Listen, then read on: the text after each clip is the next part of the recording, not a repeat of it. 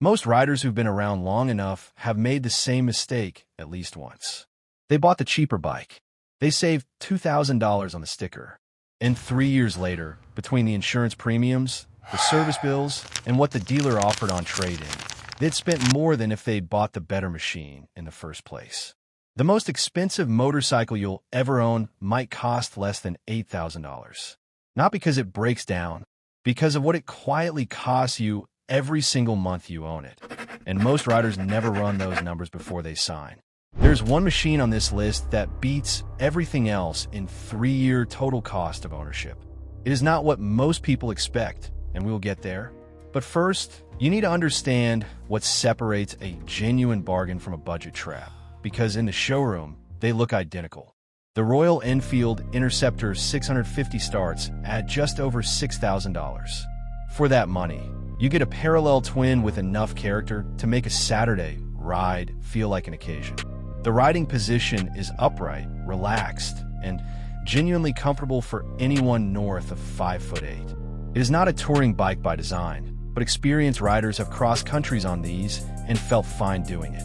Here is what the spec sheet will not tell you. The Interceptor has become one of the most supported bikes in the world for third-party accessories. Luggage racks, bar risers, windscreens. The aftermarket built an entire ecosystem around it. The trade-off is a vibration that comes in around 55 miles per hour. Not painful, but present on long motorway stretches. Worth knowing before you commit. Now, this next one might seem predictable, but there's a reason it keeps appearing on lists like this year after year. The Honda CB 500X sits at around $7,500, and it has earned its reputation through sheer, consistent competence. It is not exciting. What it is dependable in a way that changes how you feel about long-distance riding.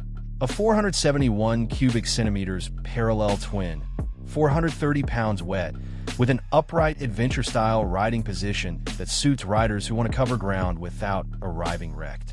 Honda's reliability record on this platform is exceptional. Owners regularly report 40,000 miles with nothing beyond routine servicing. The honest trade-off is character. The CB 500X is practical in a way some riders find genuinely bland. But if you have been riding long enough to care more about arriving than impressing, that might be exactly what you're looking for. Something a lot of people overlook is how the Kawasaki Vulcan S changed the cruiser conversation when it first launched. This is not a nostalgia machine weighed down with chrome and attitude. The Vulcan S comes in under $7,500, weighs 498 pounds, and offers an adjustable reach and foot peg position that makes it one of the most ergonomically adaptable cruisers ever built. Shorter riders especially benefit from a 27.8-inch seat height that removes the anxiety of traffic stops. The 649 cubic centimeters parallel twin, borrowed from the Ninja 650, delivers smooth, linear power. No drama, no stalling in traffic. The weakness is honest. At sustained speeds above 75 miles per hour, it feels like it is working harder than you would like. It will hold that pace, but you feel the effort. Here is where it gets genuinely interesting. The CF Moto 700CL X Heritage is a machine most Western riders have not yet ridden, but should seriously consider. It retails around $7,500 with a 693 cubic centimeters parallel twin-tuned for low to mid-range torque. That is exactly what real-world riding actually demands.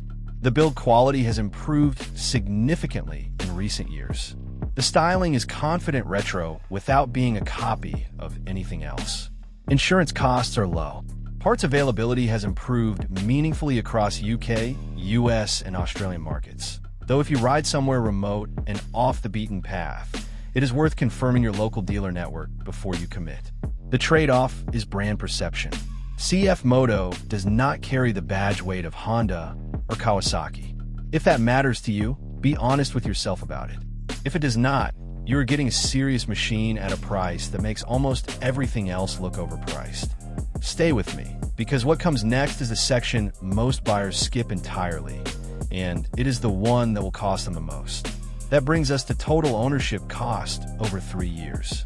And this is where the numbers change the conversation completely. When you factor in insurance premiums, scheduled service intervals, tire replacement, and what the bike actually sells for when you're done with it, the Kawasaki Z650 RS consistently comes out ahead of bikes that cost significantly less to buy outright. Here is what that looks like in practice. The Z650 RS retails at around $8,300. Over 3 years, typical insurance runs roughly $1,200 to $1,600 annually, depending on your market and record. Scheduled servicing on this platform averages around $300 per service interval. Tires budget around $500 every 8,000 to 10,000 miles. And here is where the math turns in your favor. The retro naked styling means resale value holds unusually well. Riders regularly sell 3-year-old Z650 RS models for $5,500 to $6,000 in good condition. Compare that to a $4,000 bike with higher insurance, frequent servicing, and a resale value of $1,500 at the same point. The total 3-year cost of ownership on the Z650 RS can come out lower, not higher. The Z650 RS runs the same 649 cubic centimeters engine platform Kawasaki has been refining for over a decade.